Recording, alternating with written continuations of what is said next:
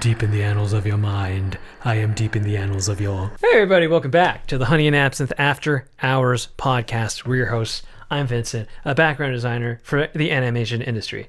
And I'm Janet, the ex-Disney artist turned independent creator, and this is a podcast about all things art, business, and whatever we feel like. Now today we're going to talk about our content creators responsible for their audiences. But before we get into it, make sure to touch my bells and buttons down there. I want you to do something really naughty, and you see those buttons, those bulbous buttons, press them. If they say follow, subscribe, whatever platform you on, if there's a thumbs up, whatever, I want you to click on those things. Hey, how you doing? It feels like spring. Finally, the summer movie trailers are out, and they all look lackluster, in our opinion. I'm still waiting for that Oppenheimer trailer, which hasn't come yet. But hey, how are they looking? Look at them. Did you look at them? Great. You look fantastic. Yes. All that extra vitamin D that you're taking in because the sun's out. Buns out, man. Oh, sun's out, buns out. I love how much skin you're showing. Do you know who's not getting enough vitamin D? Who? The people online who Twitch stream. Ah, yes. So, Janet, what are we talking about? Why are we doing this? We're talking about the internet, specifically the dystopian internet that we live in today. Basically, this drama has happened in the Twitch streamer sphere. How heavy is this episode gonna get? Not very. Oh, okay. I don't think it's a lot. I really don't want it to be heavy. Yeah. It could get heavy. Drama has happened, and we're going to comment on it, critique it, in a way that I think is relevant to anyone who wants to create content on the internet. And we pose the question, are creators responsible for their audiences? I think if you want to create content, or even if you want to be an audience member, a fan of somebody, you've thought about this. The bad behavior of content creators, are you responsible? Or are the audience responsible? Who's responsible? And just human nature. We want to get into the psychology of human nature here in this episode. So, yes. Yeah. We're going to talk about a very big event that has been, I guess I wouldn't call it big, but I think it's some of the most interesting stuff that's been happening on the internet, at least to us. And we're going to use it as an example, as a sort of like a case study as to the audience and a creator's responsibility and where to point the fingers. Yes? Yes. So, what cataclysmic event are we talking about, Jan? So, controversial content creator Mrgirl, most famous for his review of Cuties back in the day, wrote a takedown article on political Twitch streamer Destiny, a guy who plays video games and has his political opinions on Twitch. Well, I guess not Twitch anymore, he got banned, but he streams. The article is about alleged abuse of power that Destiny supposedly leveraged over fans and smaller creators, both sexual and not. In general, when the article came out, the internet didn't respond very well to it. There were a lot of opinions. Wait a second. I think we're forgetting. What is Destiny's relationship with Mrgirl? Why do they know each other? Why is this even happening?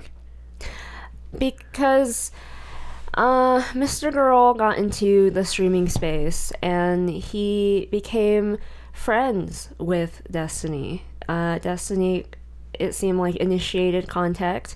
He kind of liked how controversial Mrgirl was. But they had a falling out because because of the alleged abuses, according to Mrgirl. So because Mrgirl felt like he needed to expose this very, very, fairly large Twitch streamer, he wrote this article in hopes of creating some kind of change change to not allow creators, from abusing their large audiences, and power in general as a large creator. The internet didn't really respond well to it. They had a lot of opinions on the whistleblowing, and they didn't really like how it was handled in the article itself. Ironically, there was no reaction to the content itself. The allegations in the article, no one actually responded to it. And we're at this point now where a lot of people are monetizing the drama. So they will interview Mrgirl or make react type drama videos around the article where they read it. And they will make thousands and thousands of dollars reacting to this content very dispassionately. Like, they don't actually care about this alleged victims or whether who is right, who is wrong. They're just trying to make money off of it. So I wanted to talk about this whole thing, the content of it, the moral aspect of it, and the form of it, as well as kind of like the response to it is really fascinating to me as well. That's the most interesting part, I'd say. For us, yeah. So, first of all, what exactly did Mrgirl say this large creator, Destiny, do that was so abusive and wrong? Mrgirl alleges that Destiny exploited his large audience to have sexual relationships with women that were kind of imbalanced. It's kind of like when a boss sleeps with their coworker or underling. That kind of abuse of power, where like it's kind of icky. A crass shorthand comparison, I would say, would be Harvey Weinstein. Mm-hmm. Yes. Yes. Is that unfair? As Destiny would say, uncharitable? Or is that pretty good shorthand? It's a good shorthand, but it's a little unfair in that, like, Harvey Weinstein did actual illegal things. and they would argue that Destiny didn't actually do anything illegal in the legal sense. Like, he didn't rape someone like Weinstein. So it's not an exact comparison, but it's similar. It's also not just sexual. It's just when you kind of enact retaliation or revenge. When your boss retaliates against you for doing something he doesn't like, whether male or female, it's also kind of an abuse of power. He also alleges that. So if anyone in his immediate circle, typically smaller than him in followers, in influence on the internet, if they do something he doesn't like, Destiny will supposedly retaliate towards you by harassing you, sending his fans to attack you or do something that hurts your ability to be a reputable human on the internet. But treading the line of not doing anything overtly illegal. Yes, so it's not like he is, I don't know, actively hurting you. Or telling any of his audiences to actually go out and hurt somebody. Yes, it's an innuendo. Like, for example, you can ruin someone's character. You can paint them to be like, oh, that person's a shitty person. And then you can get everyone to hate that person. And then their kind of livelihood is gone. Something like that. It's shitty, but not necessarily illegal. And that's the abusive part, because he is a much larger creator. The argument here is he has some responsibility. He needs to be more careful about the way he says things, the way he uses his audience and directs them and gets them to do things, his bidding for him. It's really treading the line of legal versus just kind of immoral, unethical. Being a dick. Yes. Which is what a lot of people on the internet have realized that they can get away with, especially when they have large audiences. They can dox you without doxing you, in a way. All you have to do is like ask your audience to, or imply that they should, and then they will, if they love you enough. Or if they, in a lot of Twitch streamer bro spaces, it's usually very it's funny, like it's ironic or funny to do. Like they don't take doxing all that seriously, and like that's how they kind of skirt around it, because like, oh, it's just jokes. Oh, I didn't mean it. That kind of thing. But don't you think they get off on the ability to, on the power to? Yeah, I think people, human beings, get off on any type of power over other people, especially people they don't like. I think that's just human nature. Right. So the problem with the article that a lot of people have is that people are arguing whether or not Destiny did anything wrong. Is it wrong what he does to like use his audience like that, to use his power like that, he knows that, you know, a lot of young women are willing to sleep with him to get clout and stuff like that. Is it wrong for him to take advantage of these situations? My opinion is yes and no. Is it wrong ethically, morally? When you read the article, which you did. Which I did. You read all of it. What, 150 pages? Yes. Oh, goodness. It was I was sitting there playing Resident Evil, and you were giving me the lowdown. And sighing, and just like wanted to give up so many times. When you read it as an outsider, like if you don't know anything about the internet, if you don't know anything about who these people are, you're reading what feels like teenage behavior. It feels like people, if these were people in their early 20s to late teens, you would kind of excuse them, like, oh, who slept with who, and who screwed over who, and who said what about who. It's very like high school. And I think all the people involved are stunted adults, because they are not early 20s something. Most of them are not. They are, like, Destiny, I think, is in his 30s.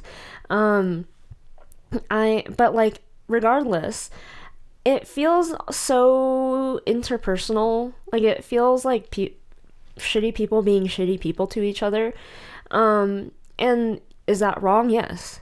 Is it shitty for someone to gossip behind someone's back? Is it shitty for someone to take advantage of someone, or for someone to sleep with someone for clout, or for knowing that someone is trying to sleep with you for clout, you use them like that? Yes, it's all reprehensible behavior. You and I probably wouldn't do it. The average person probably looks at it and goes like, ew.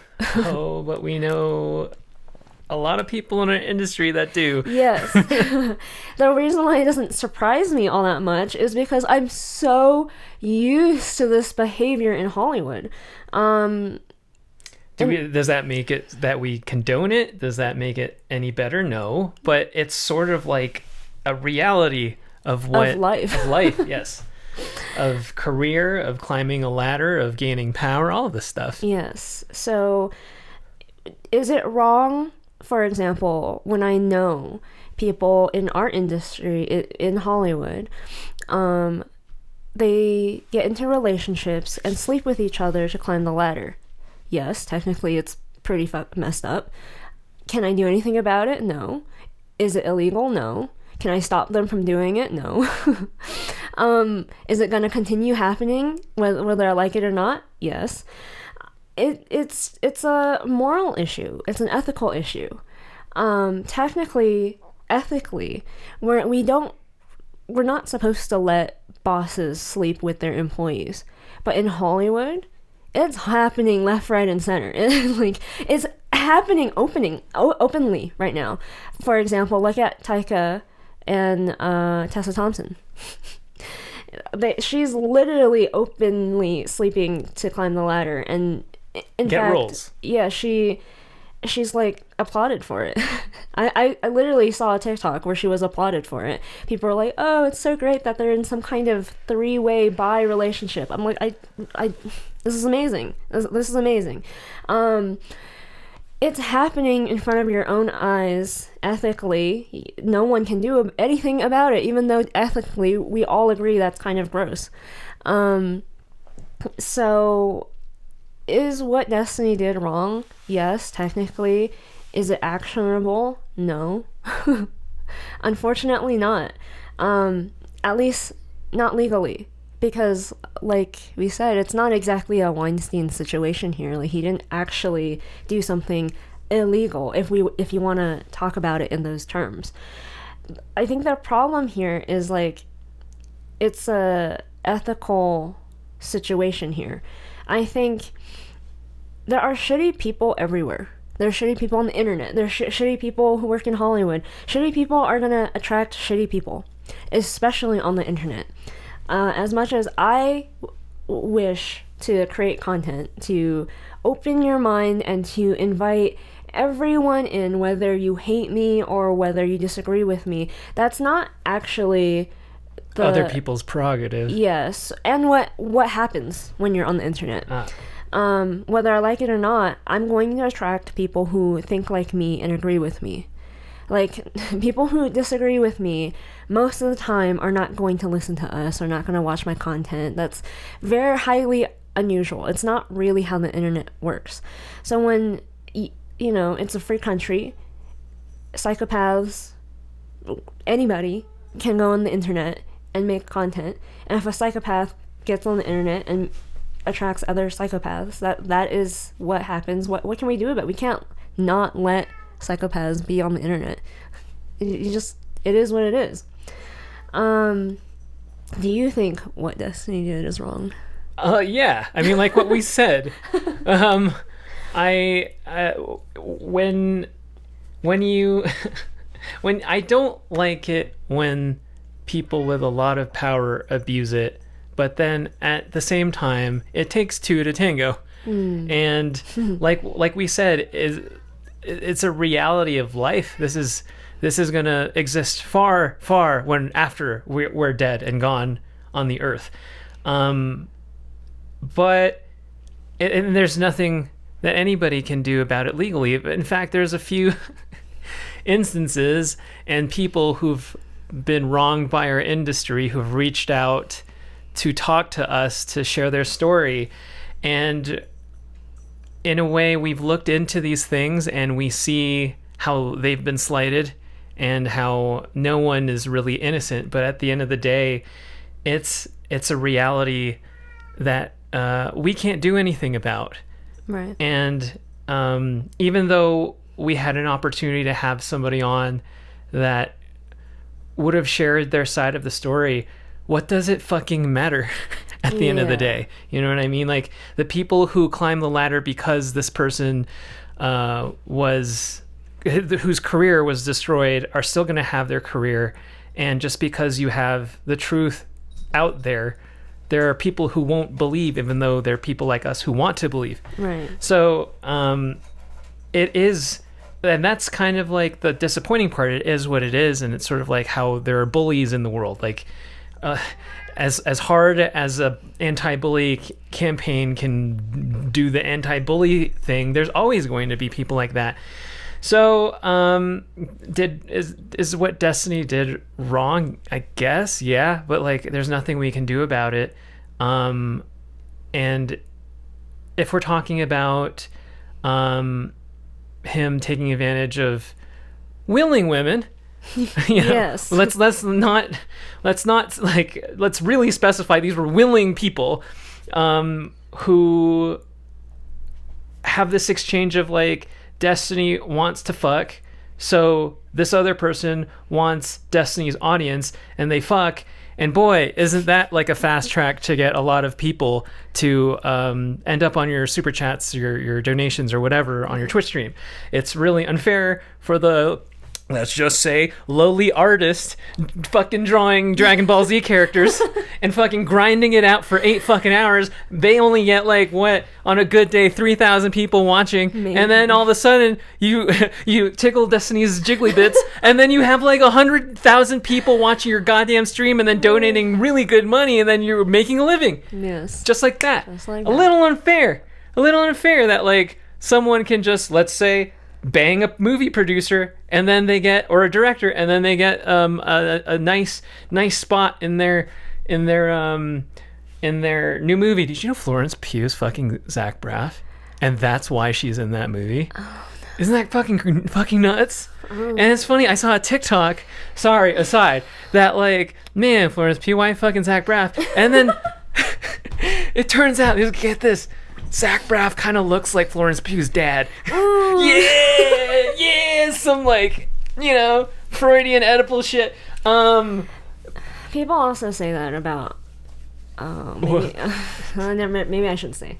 Okay. Sure.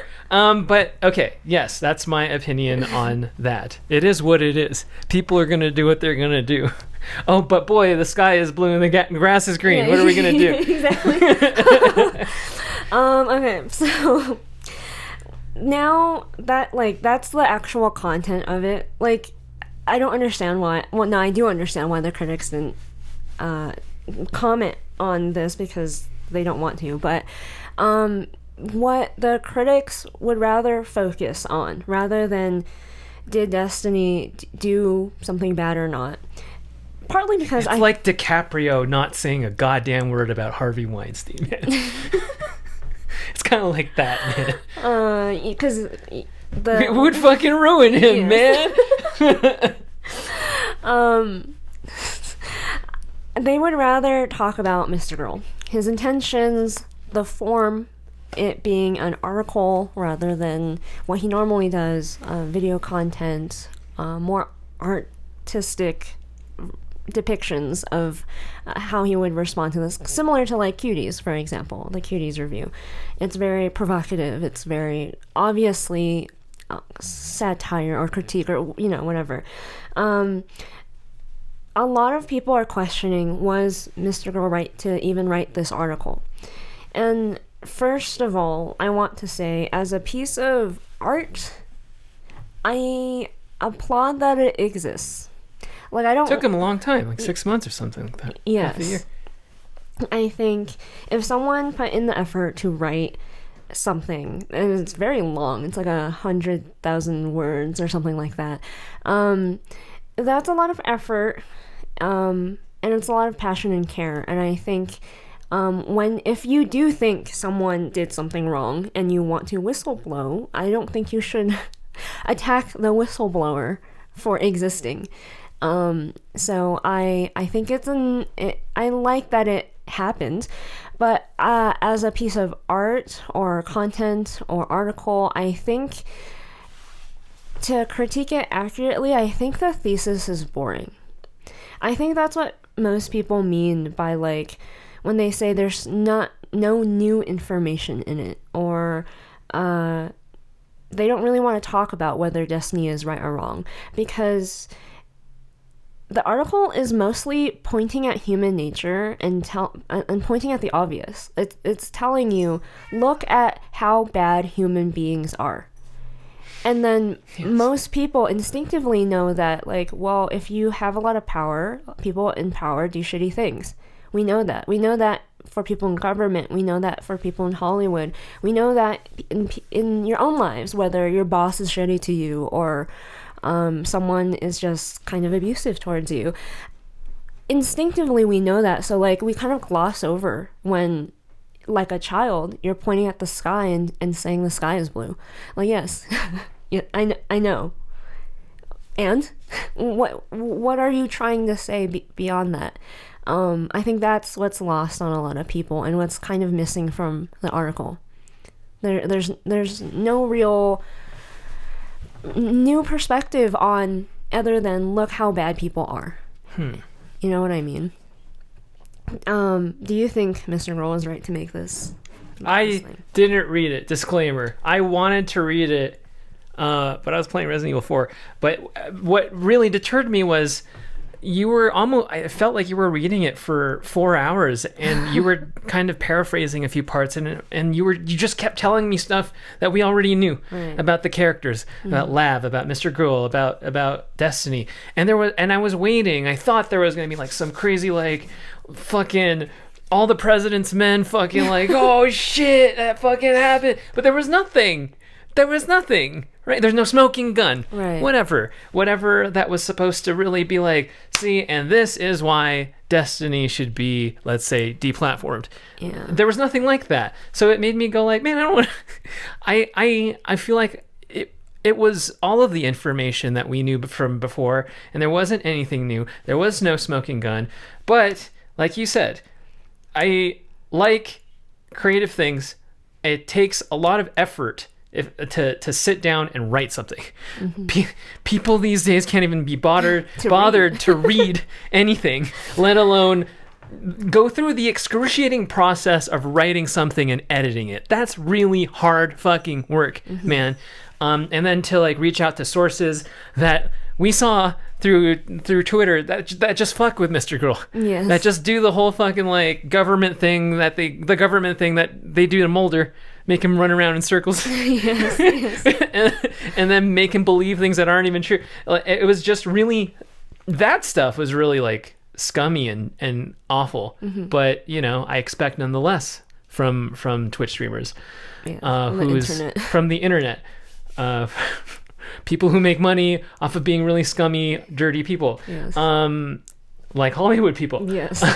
But what I lament is that I know that I originally followed Mrgirl because of how creative he was as a internet personality. And obviously how I'm sure no one can deny how provocative his material is, from his stunts on the hub to his subject matter, right? So I really thought he was fascinating in a very like Bowie Dolly way.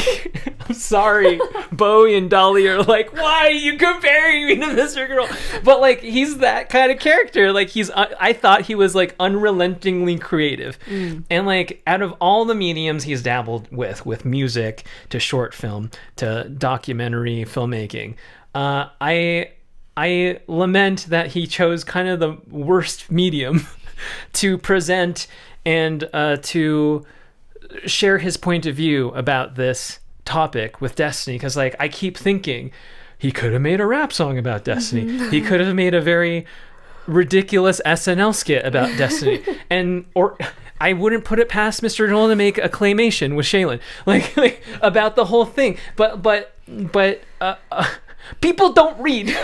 I'm sorry, Mrgirl. People don't read, man.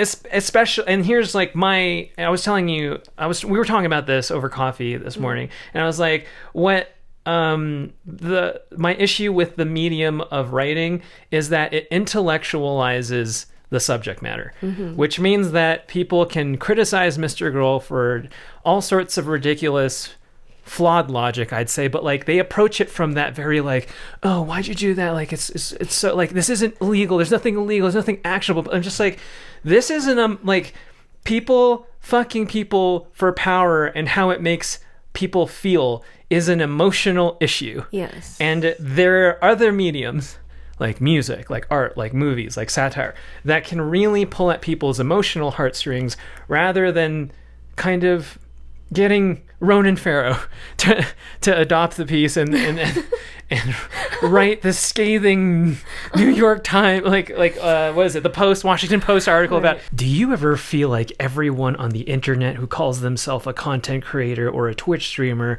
is out to get you and is doing things for disingenuous reasons just to gain popularity and all of that, money even? Do you know what makes me feel less paranoid about the people who exist on the interwebs? Coffee brand coffee. Coffee brand coffee gives me the excitement and confidence that everything will be A-okay as long as I keep my head down. If you want 5% off your entire order, enter code honeyandabsinthe at the link down below and enjoy your coffee. Enjoy your coffee, Anima babies. There is this vision of like making the whole thing kind of a lampoon, kind of satire that I wish happened, because it's, to me, absurdity.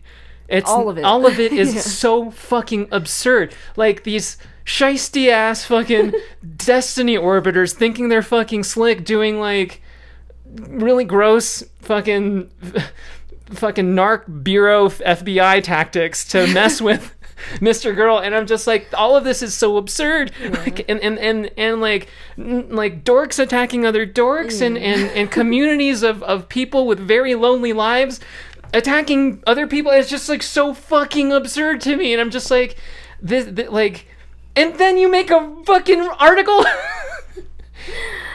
Valiant effort, but like, man, come on. Yeah, this is where we have to talk about form.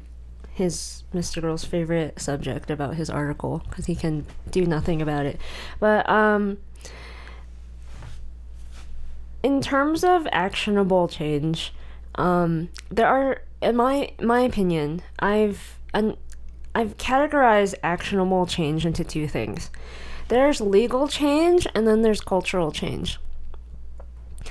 Arguably, I think cultural change is a lot more powerful, a lot slower, and no one can actually do anything about it.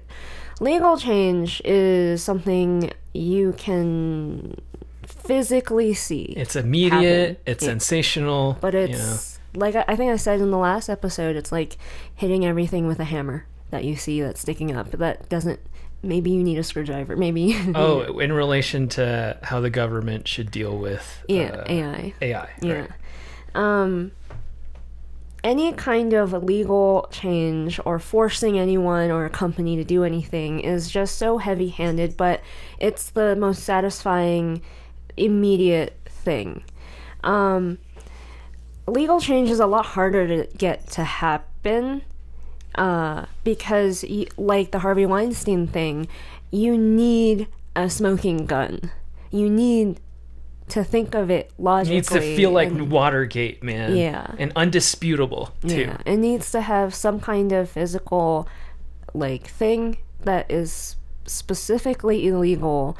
You can't be talking about ethics and morals, because technically a lot of what Harvey Weinstein did was ethically and morally wrong, but not legally wrong. The reason why he went to jail is because of what he legally did wrong, not because of the ethical and moral things. Because there are plenty of producers, plenty of people who are still doing ethically and morally wrong things today that did not go to jail, that were not outed.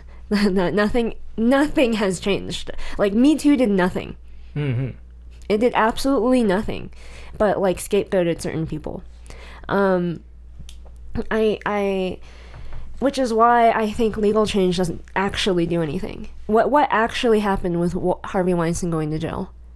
Oh, one less guy off. I bet you there are others that you kind of you as in society glossed over because you got Weinstein. There was a boogeyman. There was a face to the impropriety. Yeah, exactly. But it doesn't stop the impropriety. Yeah. Just like, like if let's say Destiny disappears from the internet, there won't be another Destiny. Of course there will be. Yeah, of course. Some Destiny fanboy is going to rise up and replace Destiny. Like, or one of his orbiters foaming at the mouth. Right. Exactly. So that's why I don't like legal change.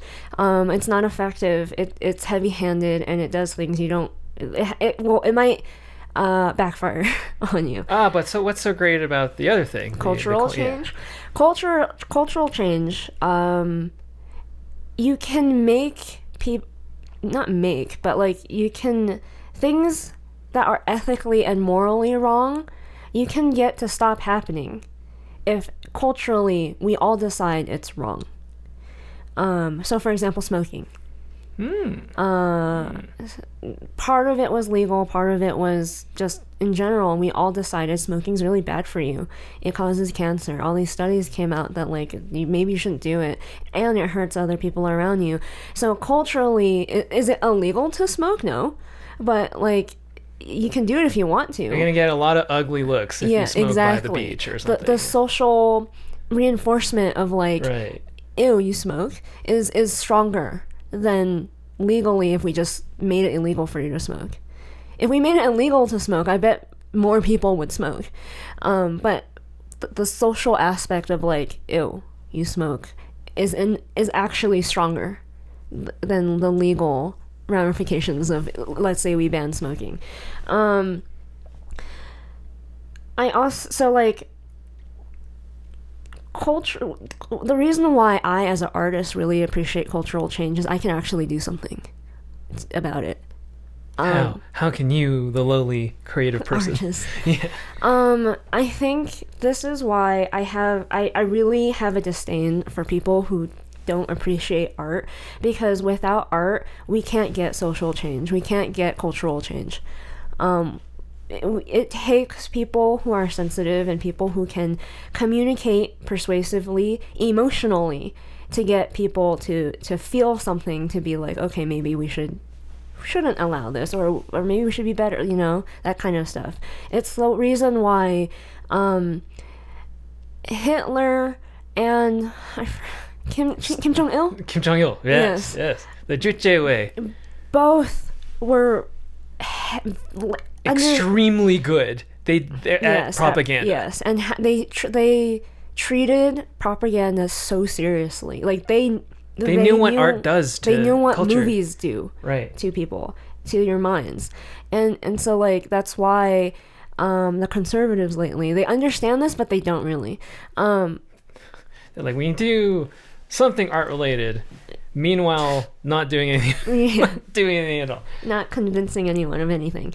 So like that's why as an artist I feel like we're invisible as we should be when we're doing things correctly and well. I think when movies really make an impact on society, that like it's doing something culturally that like you can't, no one person can really do. It's just like the collective hive mind, which is why we have to talk about form in regards to this, because it's different from Weinstein, because there is no smoking gun, because it's about ethics and morals. I don't think it should have been an article that makes people think logically and legally, in legal terms. Because now everyone's talking about, oh, legally you can't charge Destiny with anything. Yeah, but no one's going, but like, what I wish people were talking about, like, is this wrong? Do you not see the absurdity of it all? Don't you see how scummy this all is? Yeah. But none of that, of course, is actionable. No one's going to actually go to jail, but it's sort of like, look at what we've become as a society. You know what I mean? Yeah. Like, look, is this how we really want to be? Right. And you have to hit people in the emotional part of it to get people to understand. Otherwise, they're just going to think logically and legally. And logically and legally, yeah, there's technically Destiny can't be charged with anything. You can't do anything to him. But as a society, should we be okay with streamers of this size doing really shitty things to people and audiences and all this stuff and manipulating your mind like that? Probably not. But like, are you going to get that across in an article?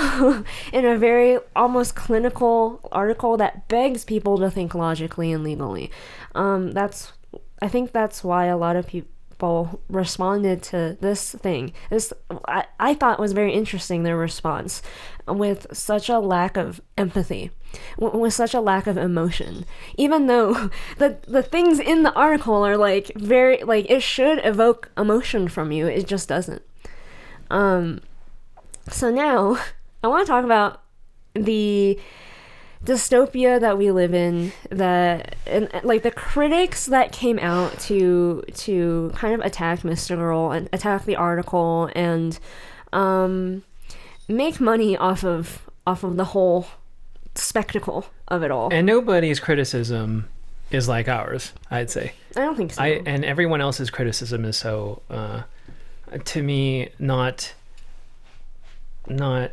hitting the bullseye, not talking about the real, like, what the real issue is. It's just people seem, to me at least, be picking sides, or at least doing things for clout, which is really annoying and upsetting to me. I think the critics lack creativity in their criticism. When you're an outsider looking in, it's so obvious what everyone is doing. They're just clout chasing and being self-serving.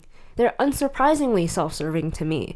I think if you're not used to being on the internet, you'd be kind of shocked at how people are behaving. You're like, wow, people are awful. Yeah.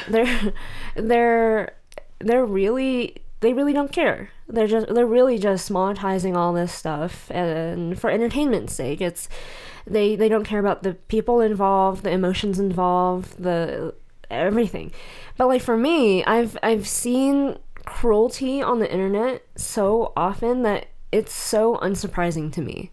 Like, I'm like, yeah, of course people are going to jump on someone who they think is embarrassing themselves or failing at something and pointing and laughing for money. And if there was no clout to be gained or money to be gained, no one would care. No one would make videos on this. And that's what's so sad. They see someone that they can point at and laugh at for money. It's not that they want to point and laugh at someone. It's that there's something to be gained at pointing and laughing at someone. And that's the dystopian aspect of this whole thing. Black Mirror-y, you'd say. Yeah. It's just also like, man, is this just the internet, or are people really this unempathetic? Is that the reality? And when I saw this, it's so just because I'm not surprised that this is the reaction doesn't mean it doesn't upset me. Because you wished that it wasn't this way. Yeah, before the article came out, I kind of predicted, I assumed all of this would happen, and it happened exactly like I thought it would happen.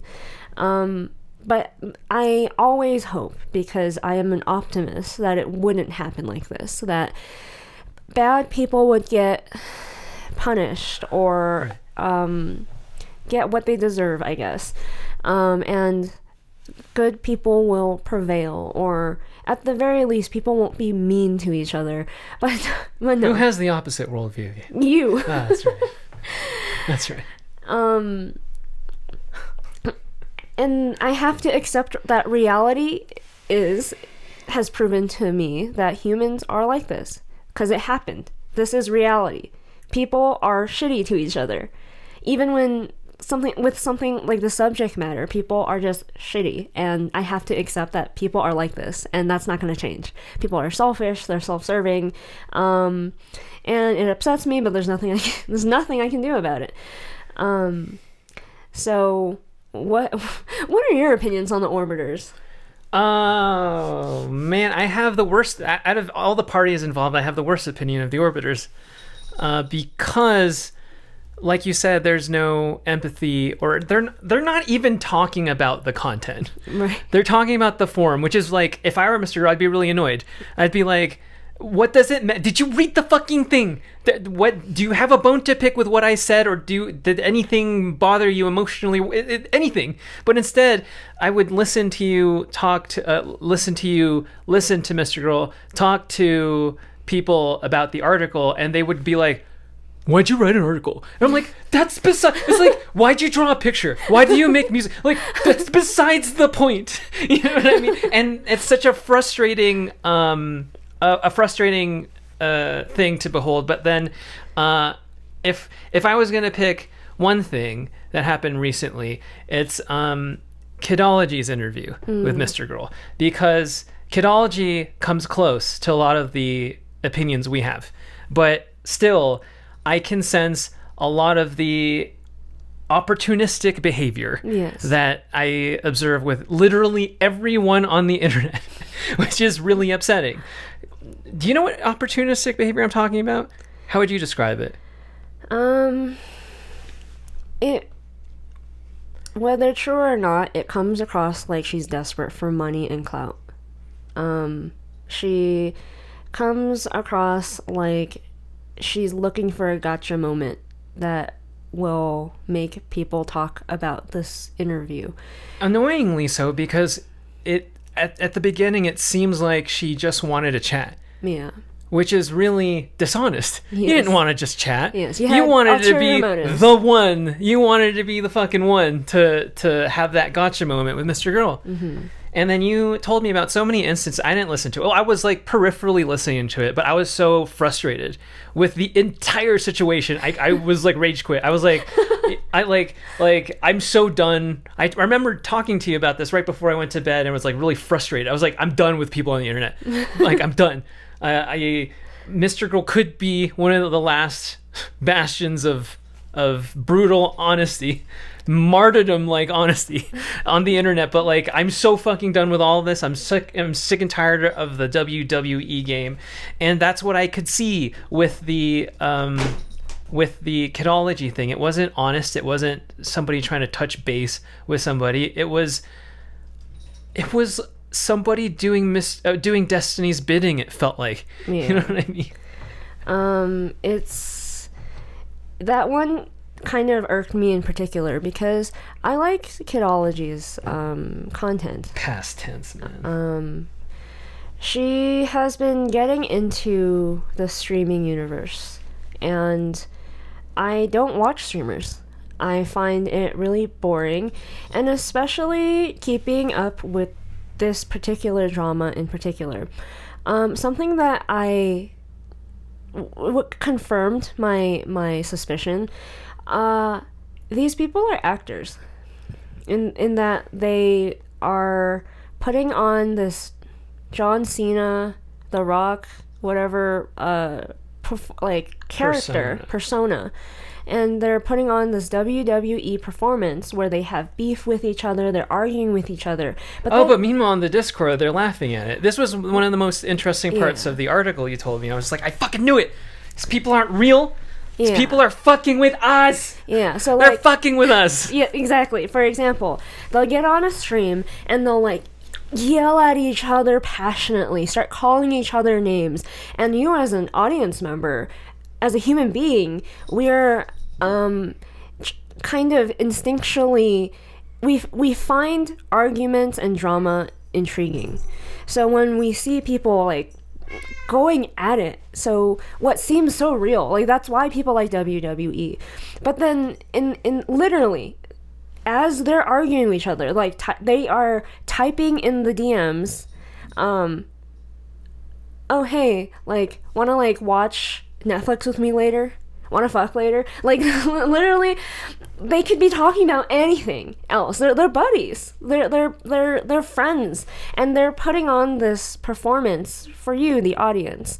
The problem is, you as an audience member, you may or may not be aware of that. They forget sometimes that you're not aware that this is just WWE for them. That this is just an act. They're actors, but not very good at it. Yes. I assume even the WWE wrestlers have a hard time. They're really good. Really? At keeping up the really good. facade. They put on a good show. Right. But like they know they're actors. Right. Whereas sometimes these people they're sloppy about it. Yes. Because these people aren't real trained actors, professionals, they too sometimes go too far when they're arguing with each other. So like if you're pretending to argue with each other and you sling an insult, sometimes the insult actually stings, and then the other person actually does get upset, whereas you think we're still acting here, we're still doing the WWE thing, and then the other person who's actually offended now starts slinging real insults at you back because they got offended. And maybe off camera you go like, I didn't like what you said about me. Right. But then like a lot is lost in texts and DMs and stuff like that. So when you're clearly in the DMs, someone's like, man, that really hurt. You already have this agreed upon thing where you both know that the other person's acting. So you're still assuming in your mind, oh, it's just jokes though. So you you who thinks it's still like everything's still cool, that everything's just jokes, you don't think you offended the other person all that much. You were doing the WWE thing. But like the other person, even if they say over DMs, oh, it's fine, it's actually fine. Yeah, it is just jokes. They actually took it really personally. And like it'll come out later when you stream again later. They haven't actually forgiven you. They'll start really trying to attack you, sling insults at you. They'll go really hard in this WWE facade now, and then you go like, whoa.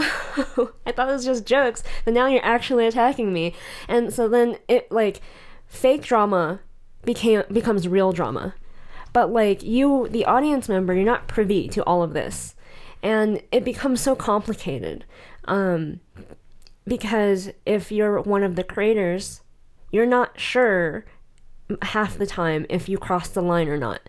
And especially these nerds, these fucking dorks, they're not honest about their feelings, and you can't really be like your real emotions or hurt or whatever isn't coming across in a DM. It's not coming across in a Discord. Even in a streaming or like a Zoom call or something, it's not going to come across. And it's so easy for someone to kind of discount your emotions. If someone confronts you and goes like, you really hurt my feelings, even in a video call, it's so easy to be like, oh, sorry, but like not really mean it, you know? And so like a lot of this, that's why I don't like streamers. I had a suspicion that this is what streamers were doing. And forgive us for thinking that we thought real people on the internet were acting realistically.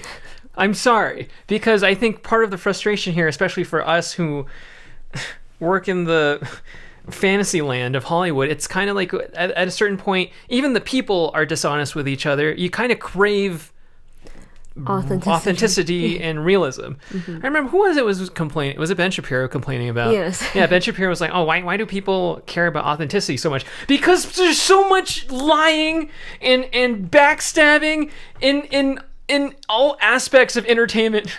Yes. I just want like a place where like people can be people. And I thought the internet, I thought YouTube, I don't watch streaming, but I assume that streaming is like that. But it's not. It's all fake from the YouTube and everything. And yeah. And like I said before in another podcast a long time ago, that you and I are on this mission to find the most authentic people on the internet, no matter how it looks for them or what the consequences are for them. We appreciate that because it's so easy just to manipulate your audience. Yeah. I mean, that's what entertainment is. It's smoke and mirrors. Yeah. So forgive us. Forgive us for thinking that this was all real. Forgive us for thinking that Tim Pool wanted to make a difference and share the news and not build buildings and skate parks. And also fuck around. Yes. So why I tend to gravitate towards things like video essays or more artistic content on YouTube is because it doesn't really matter who the person behind it is. You can make a video essay talking about, I don't know, film or politics or whatever, and it's your opinion, it's your perspective. It's not you. It's not your authenticity. Because I too am a little burnt out from like liking all these different types of people, and then them eventually failing me. And it's not that like you have to be a 100% moral human being, or you don't have to be Gandhi. Yeah. I dislike hypocrites. But the problem is, it's not that I dislike hypocrisy. It's that I don't like when I feel like you are not who you say you are. I would rather you, because everyone is hypocritical sometimes. It's part of being human. You say something that you believe in, but you do another sometimes. It doesn't necessarily mean there's some kind of ulterior motive there. It could be you genuinely do believe what you say, but you have a hard time actually doing what you say. But I need to believe, I need to trust that you are a person that says what you believe, and I don't want to follow an actor. Right. I don't like, I get enough of that with Hollywood. Like, I can watch a movie, but that's not what I watch YouTube for. That's not what I want from an influencer or whatever. So that's what I used to like Kidology's content for. She started streaming recently, and I just saw her participate in the WWE aspect of streaming, and I didn't like that, because I was like, I don't like now that I can see who you, I guess, really are. I will still it's actually made it hard for me to watch the video essays, because now I'm not sure if these are your opinions, or if these opinions are for money or for clout or whatever. And ironically, even saying things to please a community of people rubs me off the wrong way. I really want to know what you honestly think about something. I hate the bullshit, the schoolyard bullshit of trying to impress the teacher or the smart kids in class. Like, no, I really want to know, what do you think about incels and things like that? right.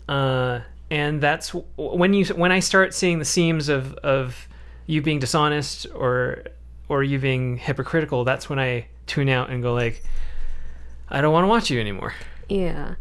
So when she would purposely bring up gotcha moments, I guess to be specific, she randomly, out of nowhere, asked Mrgirl, why did you DM me not to talk to Destiny?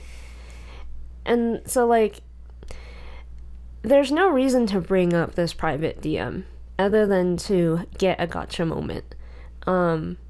Because she asked him, why did you DM me that? Is that not obvious? He thinks Destiny is a bad person, and he thinks Destiny is going to hurt you. So he DM'd you that so that maybe you don't get hurt like he got hurt. That's such an obvious thing so like, why did you ask that? Other than to get a gotcha moment. I don't believe anyone's that stupid. You know what I mean? To not know that, like, if I told someone, I don't think you should work in Hollywood because of my background.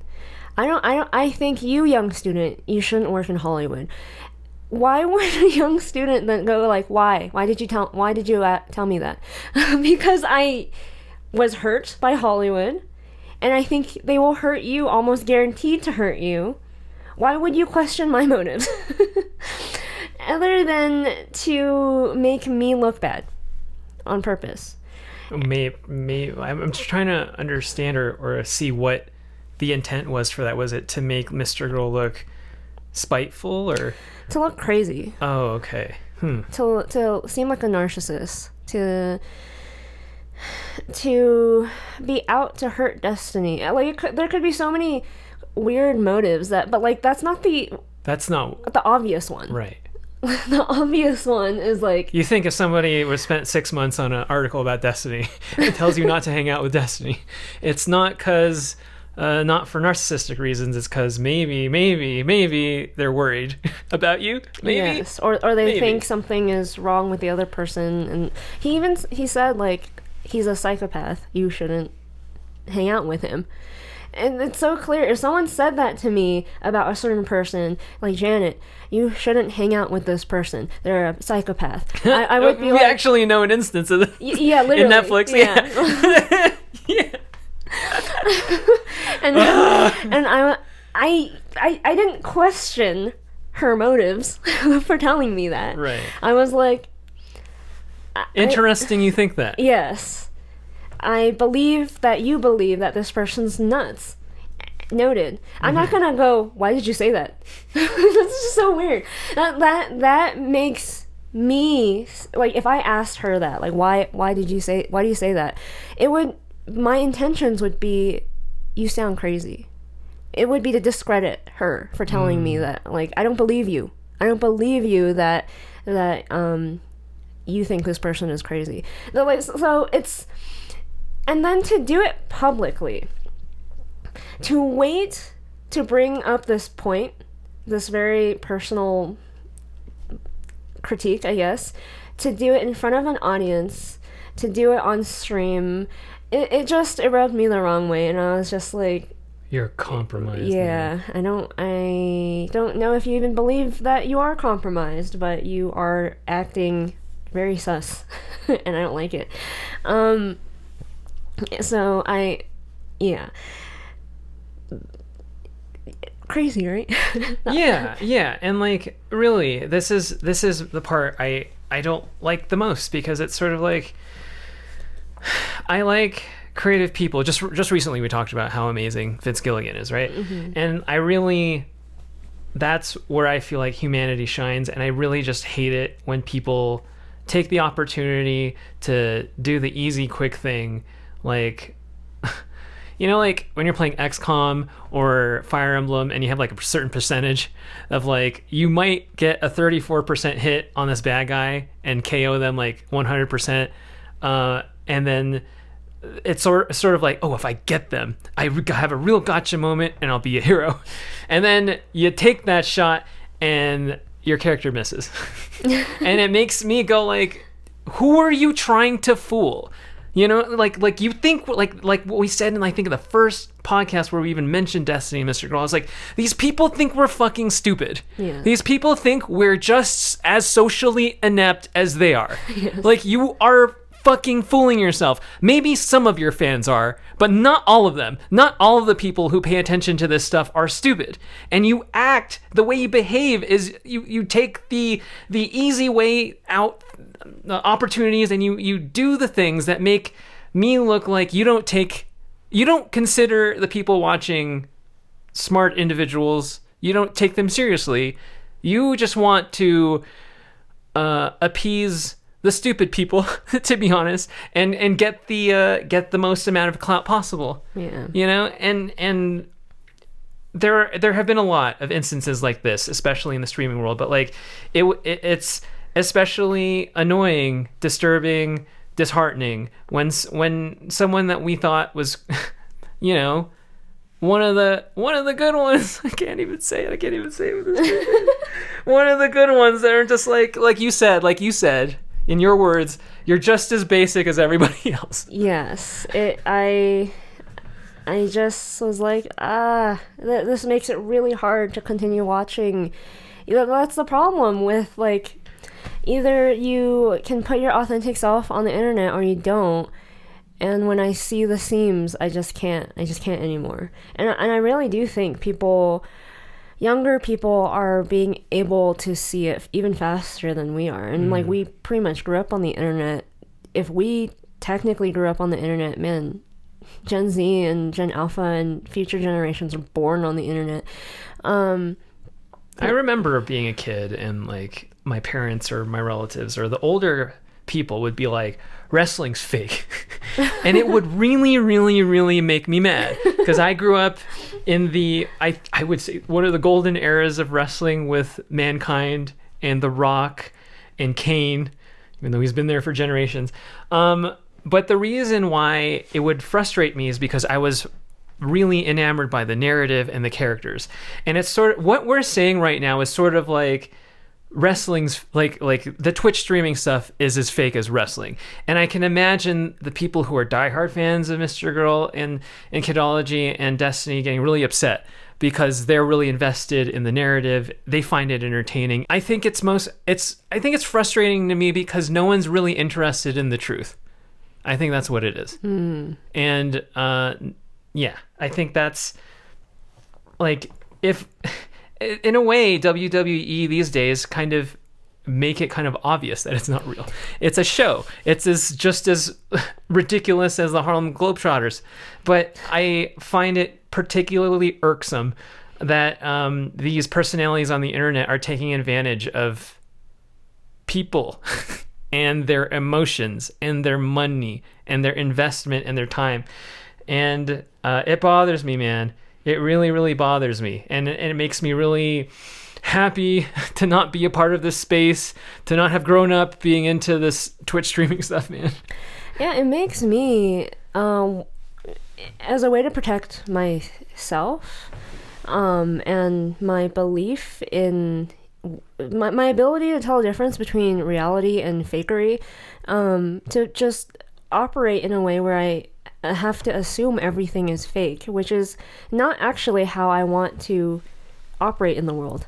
I would like to believe most people are real and want to be authentic, but unfortunately I have to assume everything on the internet is fake more and more these days, even when like people are becoming really good at making you believe their fake identity, their fake persona is their actual persona, because there's a lot of money to be gained from authenticity, because there's such a market for it now. Clearly, like, if you can be the most authentic, real person while being likable, while being all these things, there's so much money to be gained. Now, like, actors are trying to do that, but they're having a hard time because they're literally trained to not do that. There's a huge market in authenticity, to the point where people are faking authenticity just so you will pay them.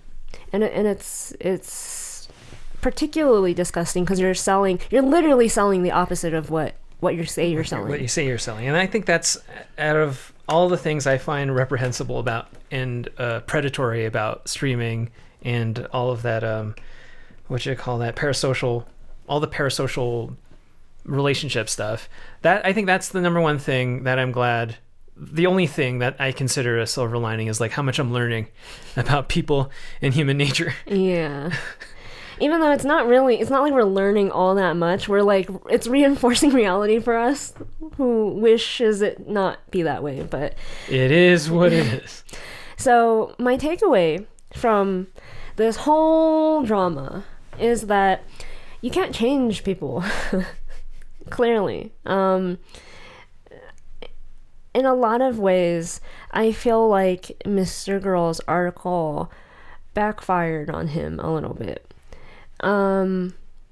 Because it is actively trying to change something that needs to be changed culturally, in a legal kind of way, I guess. Because I understand why he made an article. He has said that he wants real change, whether it's legal or whether it's changes to the terms of service. Like, he wants either the companies or the government to get involved to prevent big people with big audiences from being able to use their power destructively.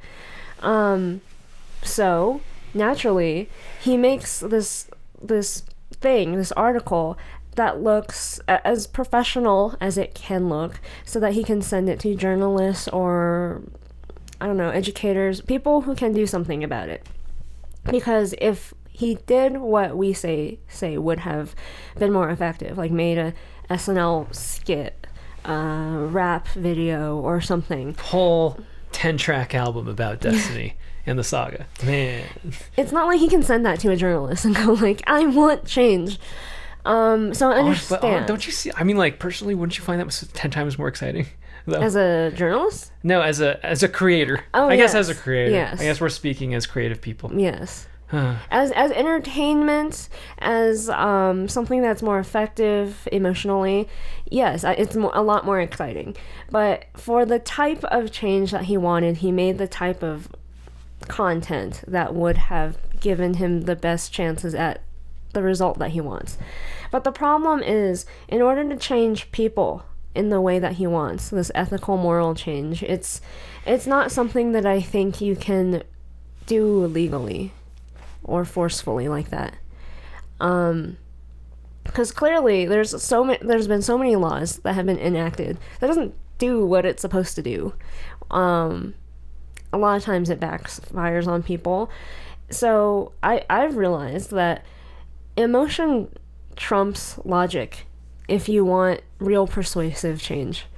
I think his I'm a Pedophile rap song did more for him than his Cuties review. I think his Cuties review is interesting. It's provocative. It's not I don't think satire is the right word for it, but it's making a point. But the I'm a Pedophile rap song, I think has made people change their mind about him and about the subject matter more than his Cuties review could have. The Cuties review was supposed to make people mad. It was supposed to get people to like feel shock and anger, whereas the rap song was actually more persuasive. It actually made people think, I think. It made people question themselves. Like it's interesting how powerful music could be versus a review. Versus even a YouTube video, you know. I thought the blow up doll thing had a lot to say about kinks and sexuality, and I thought that was really interesting. In relationships, exactly. Yeah. Yes, art is very powerful thing. So a big entire story to answer a simple, not so simple question: Are creators responsible for their audiences? I think we need to separate responsibility versus actionable consequences. I think creators are responsible for their large audiences, yes. Can you do anything about it? No. So, like, for example, if a creator implies to ask their audience to do certain things and their audience does it, you can't claim responsibility or do anything to punish the creator for doing that. No, I don't think so. So, like, ethically, morally, I think they are responsible. I think it would be very irresponsible for me, even with our small size, to actively ask the audience to do anything for us. I feel icky about it because I know there's some crazy person who will, and I will feel guilty and at fault, even if you don't think it's my fault. But would it be actionable for anyone to punish me for it or to do anything to me for it? No. You can't do anything to me if I commanded people to do something. So, but surely you feeling guilt must be a sign that it seems it's wrong. Yes. Morally. Yeah, like you know, you as a human being should know right from wrong, and it is wrong. So you do hold some responsibility, yes, but unfortunately we don't live in a fascistic society where we can do anything about it. So fortunately. Yes, fortunately we don't. Yeah. I do not want to live in the People's Republic of China. So, what are you recommending this episode? We are once again recommending The X-Files. Janet, why are we doing this again? Because it is relevant. How is it relevant? What is going on? So, we are recommending episode 3 of season 5 of The X-Files, called Usual Suspects. This episode is about the lone gunmen, these hacker dorks who work with Mulder to solve alien government conspiracies. The episode's thesis... Well, first of all, it's written by Vince Gilligan, so you know it's good. Yes, it's a very good episode. And it's... The thesis, moral of the story is, don't give up on what you believe in. Because you don't stop trying to do what you do against all the government conspiracies or whatever you believe in, because even if it feels like it doesn't matter, even if you get taken in a dark van one day and it all feels all for naught, it matters that you keep trying. Who's your favorite member of the Lone Gunmen? There's Frohickey, Byers, and Langley. Honestly, I like Frohickey. I like Frohickey. I like too. Frohickey. Yeah. Wait, no, I don't like Frohickey. Yeah, I like Langley. What the hell? What do you like about Frohickey? I think he's like the quintessential nerd. He's like so... No. I don't want to hang out with him. I don't want to either, but I think he's a fun character. Okay. Yeah. I want to hang out with Langley. I think he's the quintessential hacker guy. I like his Ramon shirt. He's cool. He's the kind of nerd that likes to play D&D and who's kind of cool. Right, but nobody likes Byers. No, because he's the narc. Yes. If you like this episode, make sure to like, subscribe, jingle all our bells and buttons. Check out these other episodes to binge all our other episodes, and we will see you next time. Bye-bye.